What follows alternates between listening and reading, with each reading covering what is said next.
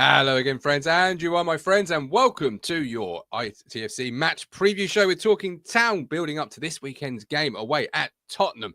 Looking forward to, I'm sure many of you are looking forward to going to a brand new stadium. It's a fantastic venue.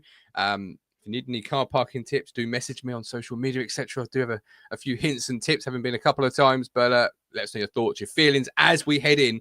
Don't know why my camera's so high. As we head in to this weekend's game. And as always, we'll try and build the show around your comments, your thoughts, your opinions, and really just discuss what it is that you want to talk about. As always, hit the like button, subscribe, and all that wonderful business. And don't forget, we are partnered with Match Bingo. Play Match Bingo, win cash prizes, all Premier League games on there, Championship, etc., etc. Download the app wherever you normally download your app. Bingo cards are £2. And every time you play, you do support the life-saving work of the East Anglian Air Ambulance. I know Sean had great fun on it last season. I'm not quite sure if we've got anything left in the kitty. Do let us know in the comments, Sean, if you do. But please, over 18s only, be gamble aware. Talking of games, Prediction League, it was paused last week because we have some sickness in the camp, so I had no time to really update it. Well, I've updated it this week, and we are down to 8 players.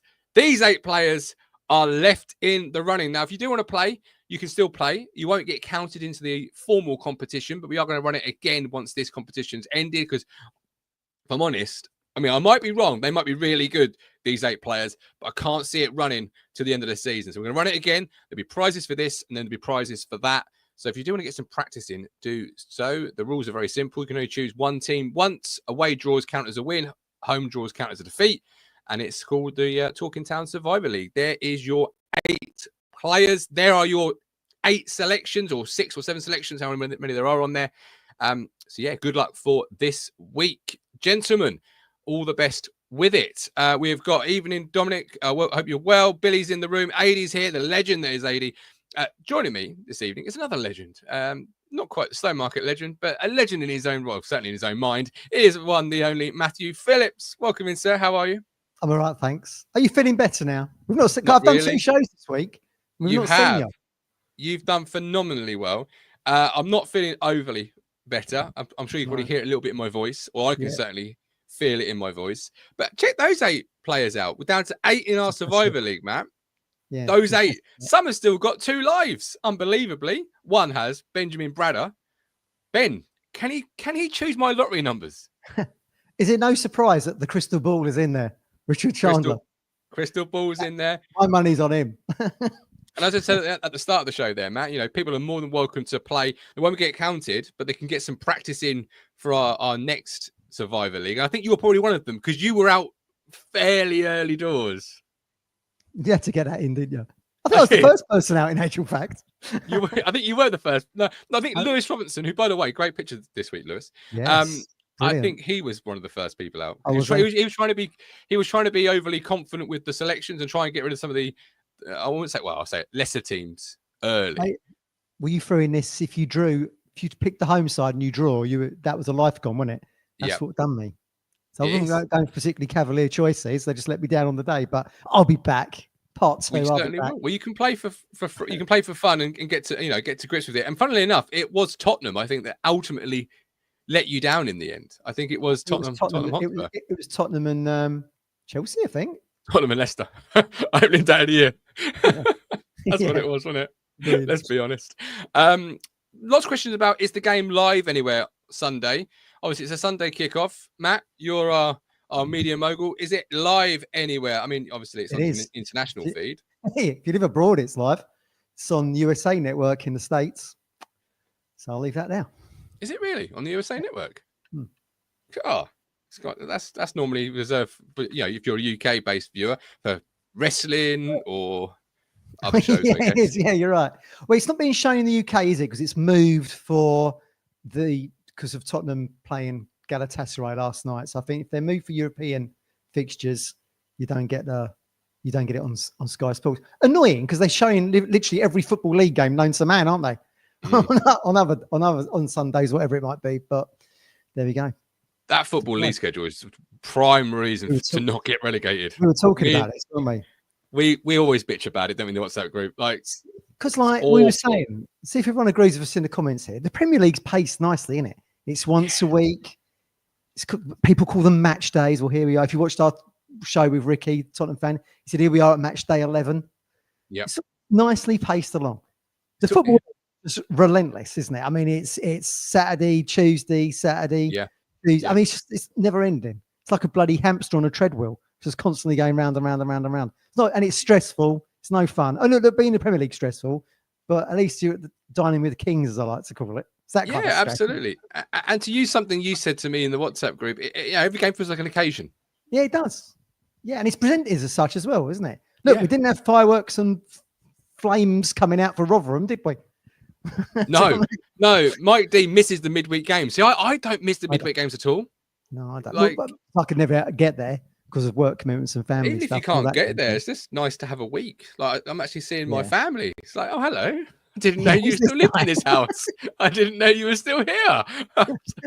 It's like, we bought West Brom, poor Chris Hall. They played last night. They're playing again Sunday. They'll probably play again Tuesday. It's all over the place. I don't like it. Talking of all over the places. Go on. I was going to say, if we did go down, then at least we'd be on the TV quite a lot, I suppose. But I like where we are at the moment, albeit not in the relegation zone. But I just like being at the. Yeah, but that just means 11:30 kickoffs at Plymouth. That's all that means. Yeah, who wants that? That's all that means. As I say, talking of all over the place, obviously VAR is a big topic inside the Premier League. I mean, you had some VAR issues in the European fixtures this week featuring English referees. Never a penalty. We won't even go there.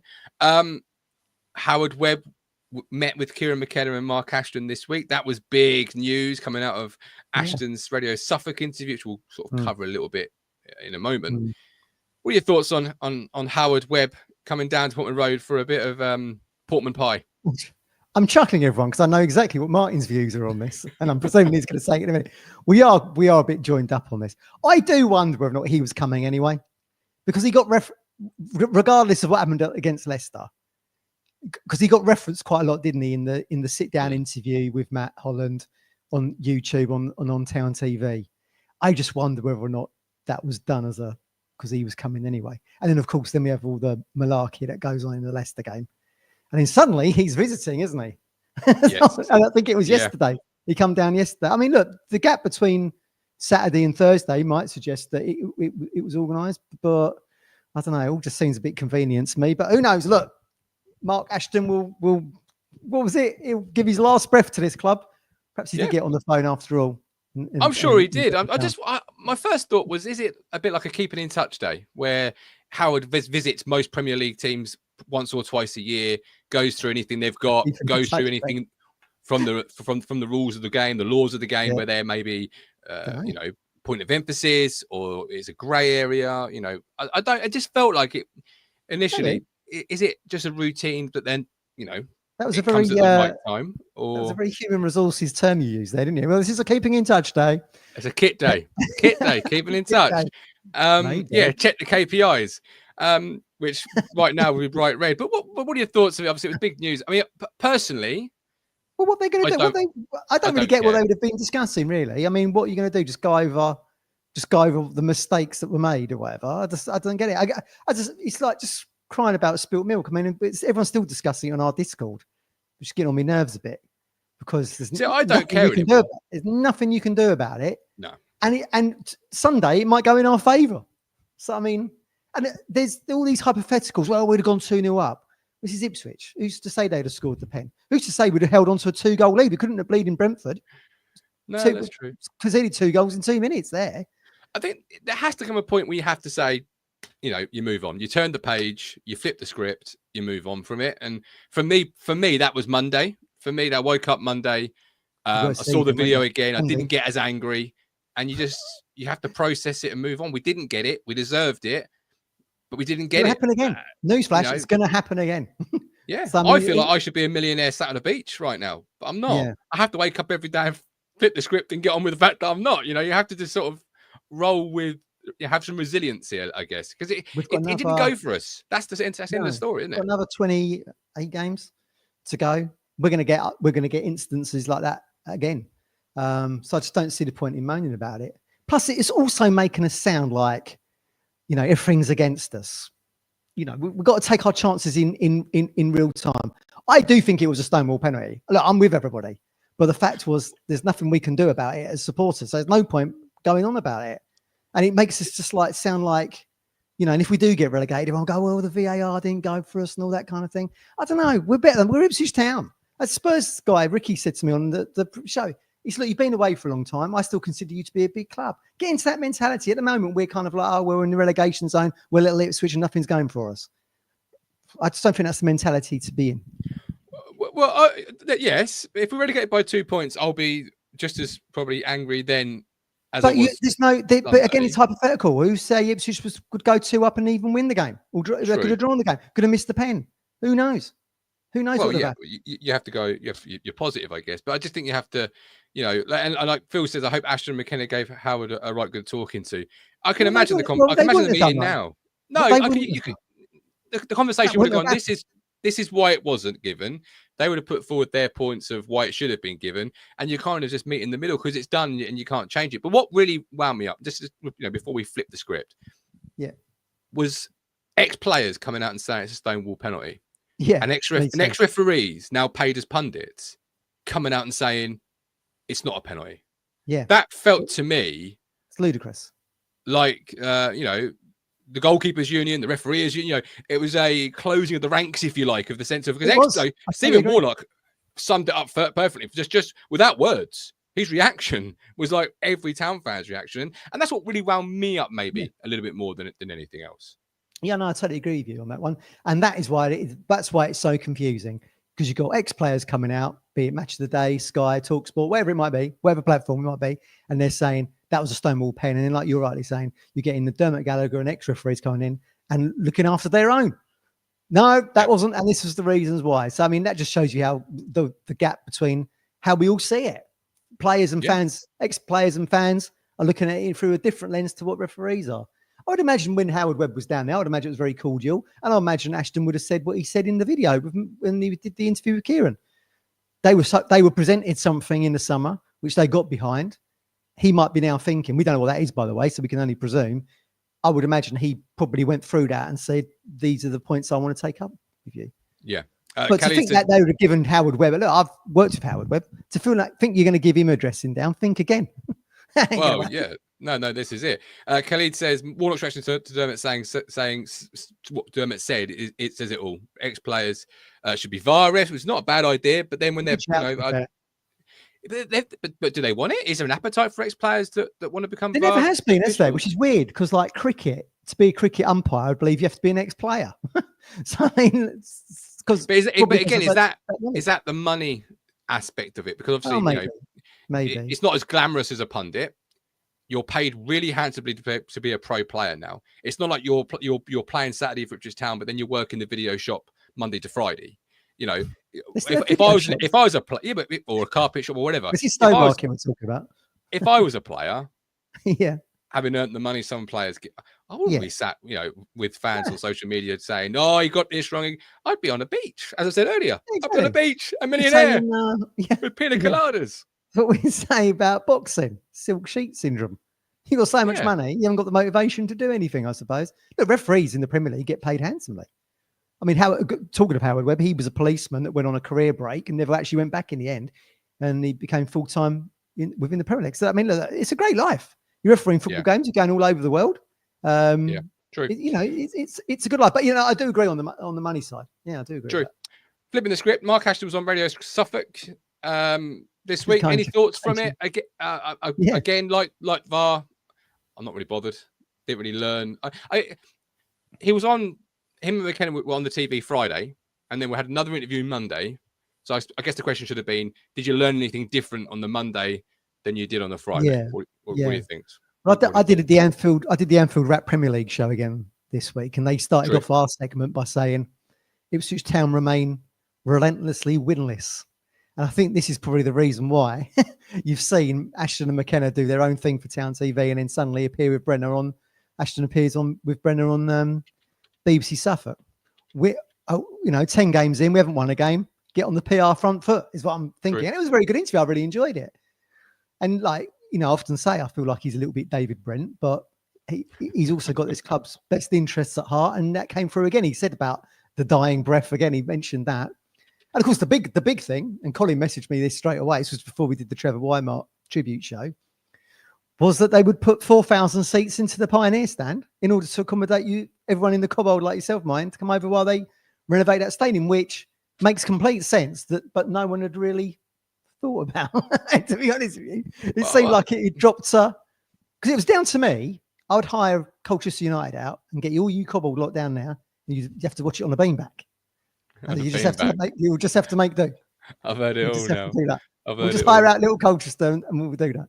So it'll be very interesting. So this is obviously going to be the plan, although it's not going to come anytime soon. He said there was literally no starting point for this. They're just discussion points, albeit it's on their weekly agenda. So I guess they'll take the roof off the Pioneer and then stick 4,000 seats on top, is what I'm thinking. 4,000 seats sat on the same cloud as Archangel Gabriel. You'll be sat there watching the football binoculars because it'll be so high. Do you know what I mean? I'll be like, what's going on down there? Interesting, right? I'll be very interested to see the plans for that. But it sounds like it would, once the Cobbold's done and then the Pioneer would be done, then it would be a 40,000 seat stadium, which sounds just right if, big word, if, albeit for 2 letters, stay in the Premier League. There's no point doing all this when everyone else has gone and we're back in the Championship or whatever it might be. Dominic Dean's gifted 5 Talking Town memberships. Thank you very much. That's 5 lucky people joining other Talking Town members in the Discord coming up. I'm going to set the Tottenham Ipswich match preview channel up this evening, so you can chat about that, expected lineups, etc. We also run a prediction league on there. Josh Russell does that. Thank you very much for doing that, Josh. Before we move on, just very quickly, what is the sudden need from every fan to redevelop the stadium? Like it's a sudden urgency. Like I get why the clubs say it, because it's a good thing to say, it's a progressive thing to say, it ticks all the right boxes. But as fans, why are we suddenly all in a rush to knock one stand down? I'm more interested in winning games, staying in the division for a couple of seasons, consolidating, building a footprint at this level. Because I've seen this club build things before it was ready to build things before and disappear. Now, I'm not saying this ownership's like those owners, but let's get a footprint in this level first, shouldn't we? No, I totally agree with you. I do feel like at the moment, we're Ipswich fans are going on about VAR and we're talking about the stadium and everything. Just enjoy the moment we're in at the moment. I kind of said this back in the summer, it'd be like a bit of a free pass for me. I can only speak for myself because I didn't expect us to be in the Premier League. Therefore, I want to enjoy it. And don't dismiss the fact we've got nigh on 30,000 people in the stadium every other week watching Premier League football. I just feel like people are getting distracted by stuff they've got nothing to control. Like, we're going to make the stadium bigger. The VAR. There's nothing we can do about any of these things. Just enjoy it for the time being. I don't care about the extra 10,000 people anyway. We're all going. Who cares about that lot? Well, I won't go that far. I suppose that's the downside of having no midweek game. But I just feel like when we started this, if I'd said to you, we need a 40,000 seat stadium, I'd have been laughed off this platform. We couldn't even fill, 14,000 for nearly 2 decades. So I think it's phenomenal that we're getting just under 30. What is it normally? 29, 500, 600, 700. The away section, doesn't it? It weighs on what the away fans bring, really. Fantastic. You consider clubs we've played midweek in League One, and like you say, 15,000 there. Not even that. Not even that. No. I mean, do you remember when we reintroduced fans post-COVID and they did the ballot? They did and people, most of us were like, is that a prize or is that a punishment to be? I mean, what that long ago? Who was it? He built like 66 away fans now. Fleetwood. Was it them? Yeah, it was a midweek game, to be fair to them, But I mean, that just shows you how the huge jump in progress that we've made, I suppose. But yeah, I agree with you. We've been down this road before, and they renovated both ends, didn't they, of Portman Road? And then suddenly we couldn't fill Portman Road because the stadium was now too big for us because the interest had gone. The interest would go again, I think, if we were to go down. Maybe not immediately, but if you start doing a Marcus Evans stagnating at that level, then the attendances drop off. That's the big thing, isn't it? For us, I think. You would certainly refill it the first year back in the Championship. Yeah, if you didn't go up, but were a very competitive top 6 side again. But it was that decline from the Joe Royle how heady days of second and third, fighting it out. Yeah. Just that steady decline. Talking to lighten things up, Leif Davis has, for me, been brilliant in the opening 10 games of the Premier League. High on chance creation. I think at one point he may still well be ahead of Trent Alexander-Arnold in terms of chance creation. A fantastic finish at the weekend. But somehow the game tape doesn't quite reach the FA manager's office, because he's been overlooked again for the England squad, as has Delap, which again surprises me, because I'd be wanting to get Delap playing for England before he goes somewhere else, wouldn't you? Well, he's made the 21 squad, hasn't he, Delap, with Amari? He has, but that doesn't mean he can't. He wouldn't be able to do a Grealish or a Rice, does it? So who would you be leaving out then? Because who are the strikers? Watkins, Solanke, who It's a friendly, Matt. It's a friendly.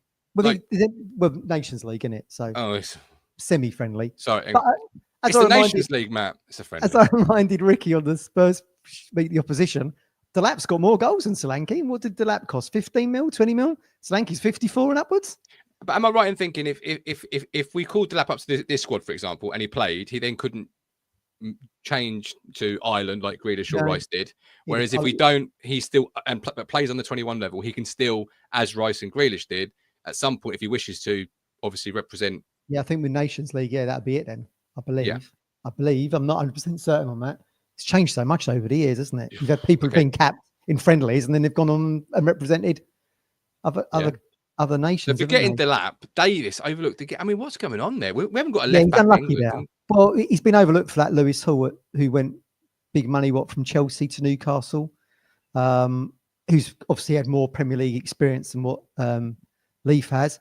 And lo and behold, has also been in Carsley's under-21 squad. So, I mean, you add those two things together, and I think Leif's probably a little bit unlucky there. I think look, we didn't really get into the goal last week, did we? Because everyone was moaning about the referee. It was a hell of a finish. I mean, it was a great pass from Morsey. It was a fantastic volley from Leif, side foot volley as well. Yeah, it was an absolutely brilliant goal. And I did think to myself that maybe just how well he'd been in that game, and like you said, defensively, he took a while to get into it, didn't he? But certainly attacking wise, and the championship assist leader last season, all time, I thought that might give him an opportunity, especially when you're playing like Republic of Ireland, for example, which is obviously going to have Dara and Smodics in that side. So, it kind of lends itself a little bit to trying players from the smaller Premier League clubs. But no, maybe we'll change under Tuchel. Maybe Tuchel's earmarked him in the new year, but I don't know. Yeah, we'll see. I still think his England caps will come when he's not with us. Maybe. I mean, you can never say never, can you? Like that Solanke got capped, I think, when he was at Liverpool. When he goes to Bournemouth, don't get anywhere near an England all tournament squad in 8 years, whatever, 7-8 years. Now he's back in. Now he's got that move to Spurs. So you never know. That itself plays into the narrative many fans have about the English selection, though, doesn't it? Yeah, I guess so. In terms of you're in the squad. Bournemouth was too small a club for him to be representing. Which is silly because they're all Premier League clubs, aren't they? Like, you're there on merit. Yeah, Leif Davis is playing Tottenham this week. He's not playing Forest Green. Like we ain't getting we're not, or even the Tottenham or even the Tottenham under 21s. We are still playing. He's still up against elite caliber of players. Like Mo Salah, etc. But yeah, disappointment there. I agree, because you've got opportunities to play them against the smaller nations. Yeah, it's a shame, because then you don't really know, barring injury, when will you get another opportunity? I suppose you got to get a opportunity to show what you can do on a international stage, and I think the Nations League kind of lends itself a little bit. But yeah, and for friendlies, I don't see why you need a full season in the Prem, whether you need this. It's friendlies. Let's bring players into the international setup, get them accustomed to it, get them acclimatized to it, get them used to traveling, get them used to going away, get them used to all these different things that people have said in the past. Was a surprise to me when I went with England, or was a shock, or I wasn't expecting, or it was uncomfortable at times. Let's get them used to it. Like what the majority of these players can do. Like you don't need to see. Let's take Pickford, for example. I know he's a goalkeeper, but if you've got another goalkeeper you want to look at, you know what Pickford can do. You know what he can give you. Yeah. No, I agree with that. He's an exception to that rule a little bit, isn't he? I mean, Everton struggling down there with us and still getting picked. Although Who were they sticking last time? Henderson, wasn't it? I think that's legacy, though, isn't it? That's more of a he's been two P'd in every single manager. Like that's the goalie. You don't really sort of mess with it. You know what I mean? It didn't always used to be that way. I mean, but I think it was Bobby when Bobby was England manager. He brought in Steve Ball, who was a goal machine in the second tier. You know, the Championship with Wolves. I'm pretty certain it was Bobby brought him into the England squad. I mean, that was quite big news back in the day. Oh, he's someone who was outside of the top flight, but good players are good players, I guess. I completely agree with you. All right, we've reached half time. What are the people at home going to do, Matt? All you got to do is like and subscribe, and you'll never miss Talking Town. Exactly. Be wise, like and subscribe, and be wise this winter. Get your roof checked for free by Shane from Solarwise Roofing and Building. Call 01206 628 544. Be wise. Winterproof your roof. Get a free roof check from Shane, or visit solarwiseroofingandbuilding.co.uk. Solarwise Roofing and Building Services Limited, covering the whole of East Anglia. They do building work, roofing work, the whole lot. So make your whole family at home happy. Tick off the old to-do list. Get your roof checked for free. I mean, it's a win-win, really. It's a win-win from Solarwise. But boom. All right. So this weekend, Tottenham 1-2-11. Let's start with the goalkeeper. Muric in goal. I think we both agree with that. We can sort of tick that off quite easily. Well, everyone's gone quiet about him now, haven't they? He didn't have a bad game against Leicester, did he? The referee and VAR overshadowed anything Muric might have done. Yeah, they did. Leaf at left back. I think that's fairly easy. Let's go with the other three positions then. So from right to left, who's your right back and who's your two centre halves? Obviously, we've got Ben Johnson who played there last week. I believe Harry Clark, 1 game suspension, obviously has been fulfilled, so he is back in contention. Dara O'Shea, injury rumours, whispers, concerns, mentions, but he obviously played last week. Carries on playing. He's supposedly got a broken bone in his back. I know. Stowmarket Osteopaths. That's exactly. You want to go and check Freddie out. You want to go and check Freddie out. Stowmarket Osteopaths. So you got him, and obviously you've got Burgess. So talk to me.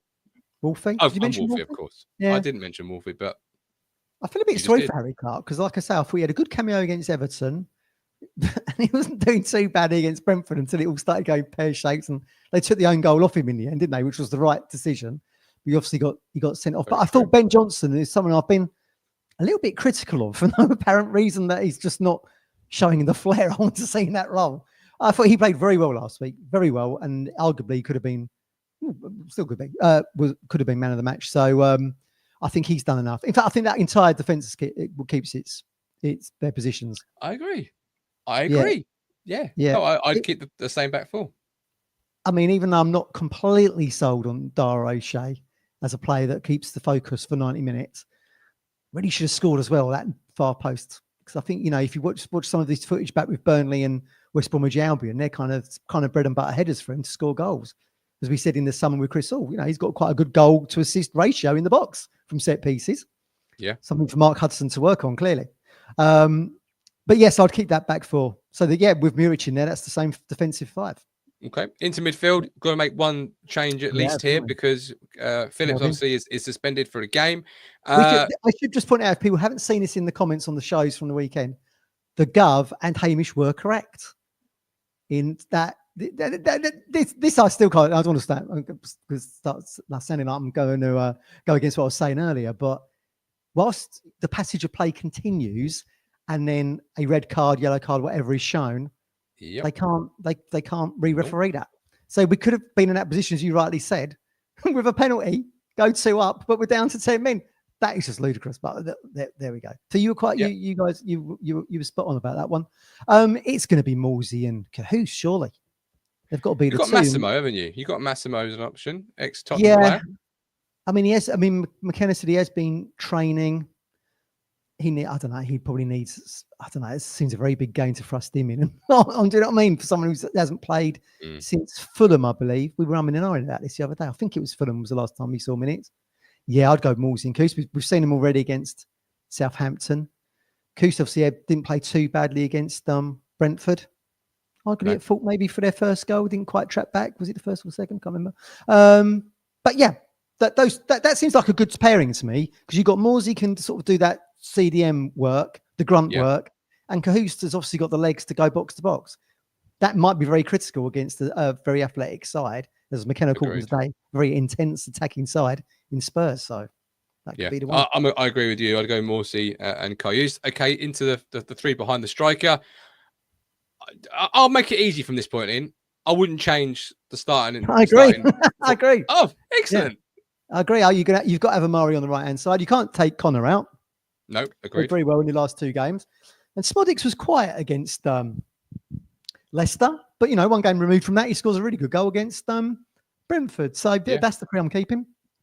Yeah, exactly the same. My same thought process here. Amari for me is a better right winger than a 10 at this moment in time in his career. He's also our best right winger in terms of who's fit. But even if you had Ogbene still fit, I potentially would view Amari as a better right winger at this point than Ogbene. I haven't seen Ogbene, so it's tough for me to say that, to be fair, and probably a bit unfair. But certainly right now, of Burns and Hutchinson, I would be starting Amari. Connie, you can't drop. For every person told me he wasn't Premier League quality, but he's come in and looked every part of Premier League player, got an assist to his name, and he's done well. Not set the world alight, but he's done well and he's got an assist to his name. So he's certainly, better than perhaps as I said on Sunday, he strikes the ball so sweetly. I mean, show me someone. I think he's right up there with the top 10. Salahs and Haalands and everybody. They're in a world of their own. But just underneath that, I think Connor Chaplin can strike a ball and volley the ball as well as anybody you'll see in the Premier League under that superstar level. I think he does, as I said last week, I think he does a lot of things really, really well, Connor Chaplin, which is why when he comes back into the side, McKenna gives him the captain's armband straight away. He's that kind of character. That could play into our hands on Sunday. Chances could be few and far between. If you fancy a chance on the edge of the box, or volley comes in from a set piece, Connor's your man, I reckon, for that. I agree. Yeah. And then the left-hand side, you've got, Clark, Broadhead, Schmodics. It would be Schmodics for me still. I think he's a quality player, and I think you need to feature him in your team somewhere. You can't be leaving the Championship's top scorer from last season. No. 27 goals, and it was over 30, wasn't it, in all competitions? Don't be leaving him on the bench. I mean, he could get a sniff and see what happens. It'd be interesting to see how maybe we can see that partnership growing a little bit between Chaplin and Smodics in that kind of dual 10 role, because they kind of doesn't really hug the touchline, does it? That left hand side, it does come in a little bit more. But maybe I put it inverted, didn't I, on my last one on Spurs preview? Yeah, inverted. But that might be to the detriment of a Jack Clark, where everyone says he likes to get the chalk on his boots. So it hasn't really done that since well, I know it's been few and far between the Princes, but other than one perhaps game I can remember, he's not really had the chalk on his boots as such. I think that left hand side seems to be an inverted role to allow the green grass in front of Leaf, which is obviously been a big part of how we've played in the last 2 years. Yeah. I'm still a big Nathan Broadhead fan. I can't wait to see him play again. But I just think you've got Schmodics, and he's got 2 goals already this year. He could have had 1 or 2 away at West Ham to add to that tally. That header springs to mind instantly.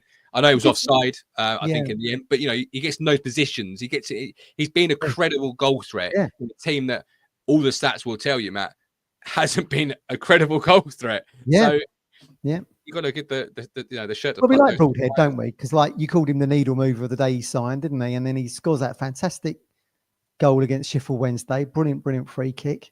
Who knows where we might be now if that hadn't gone in? Do you know what I mean? The game's a changer, wasn't it? That game. It was.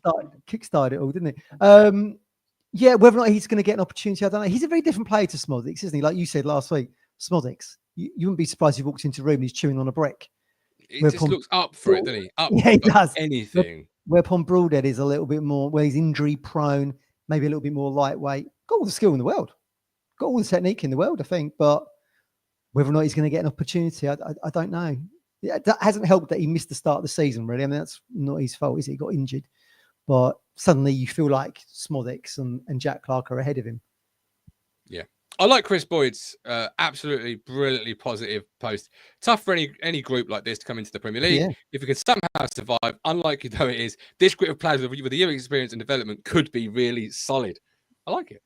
Yeah. Think positive. Well, we've been said before, we've been chucked into the deep end and we're floundering a little bit, and we're trying to front crawl it to the side of the pole, aren't we?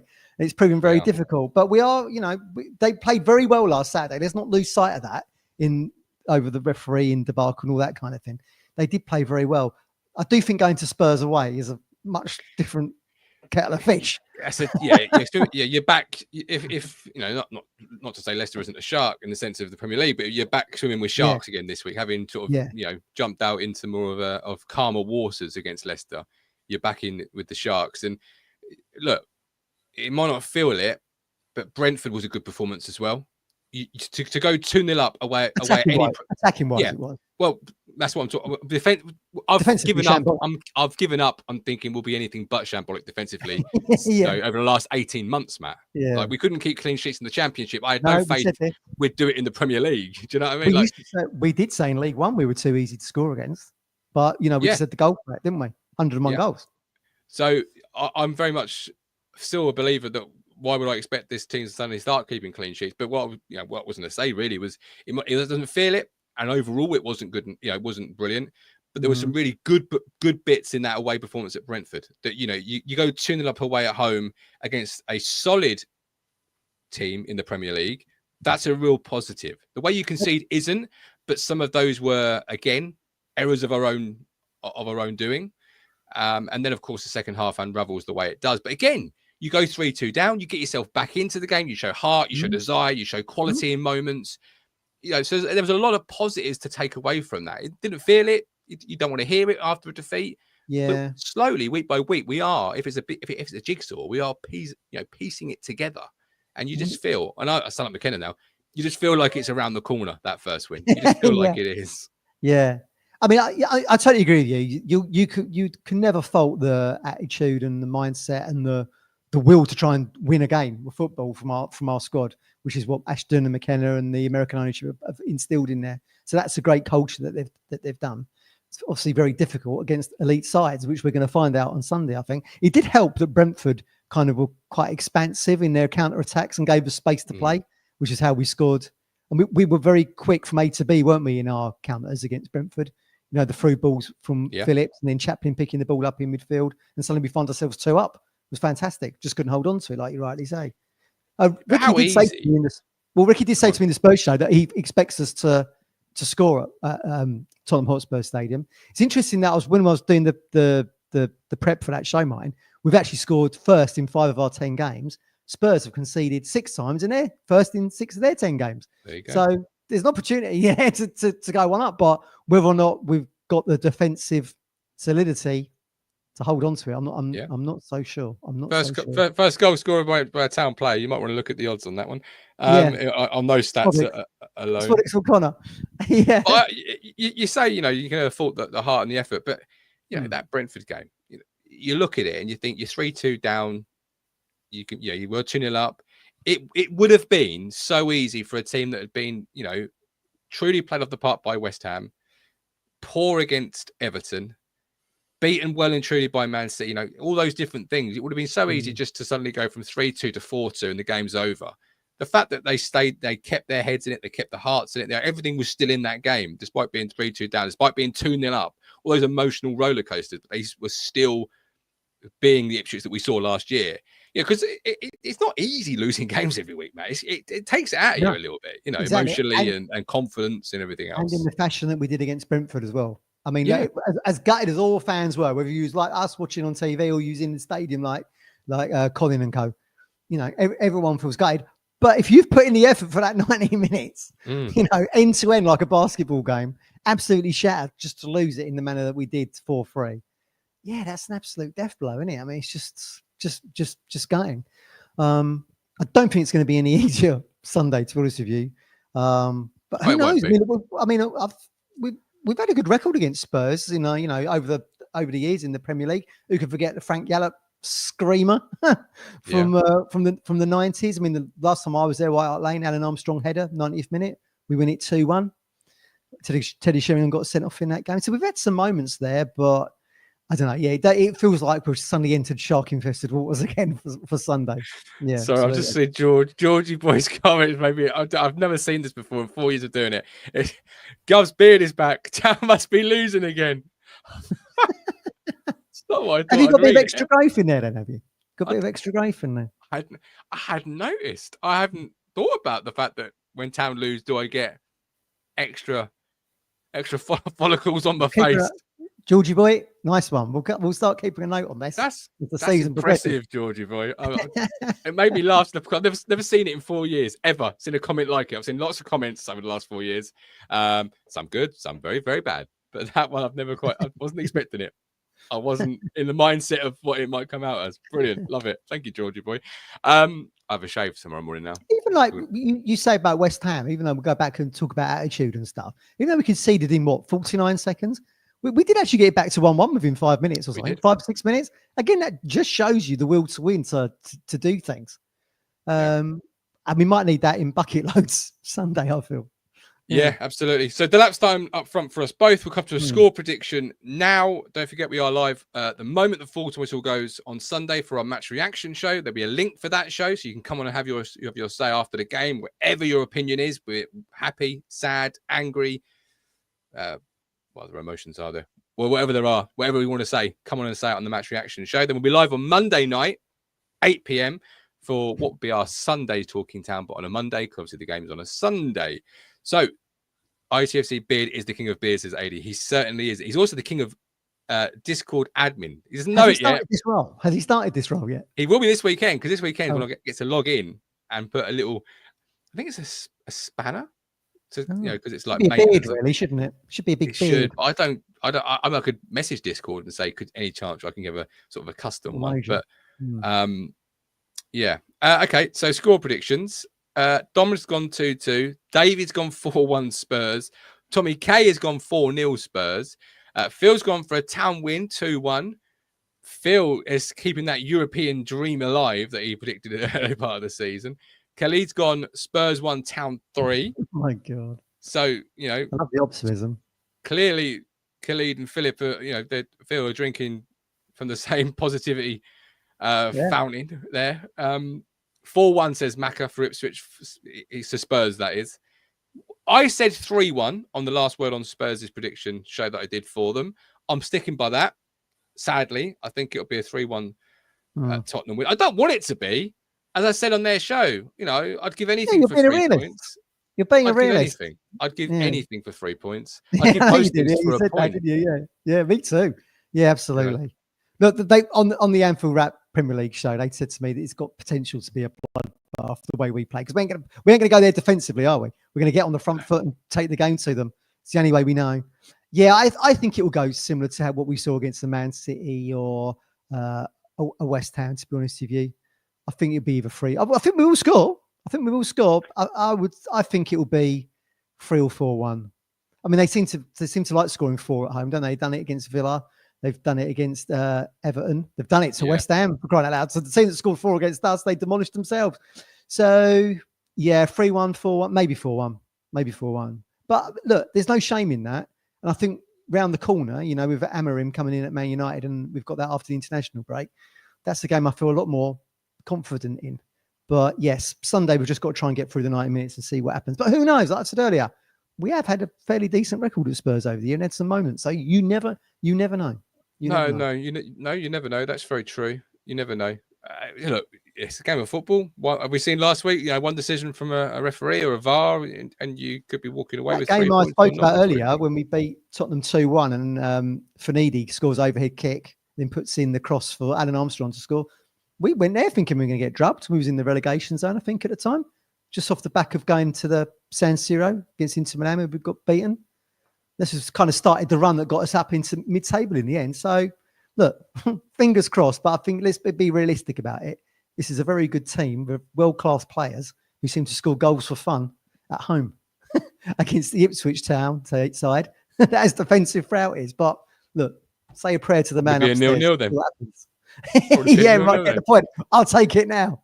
Okay. Well, let us know your score prediction in the comments, either live or on catch up. And to close the show, it is obviously a Town legend's birthday today, Matt, and you've mentioned a couple of games from the era he played in. Marcus Stewart's birthday today, according to the club Twitter feed, certainly.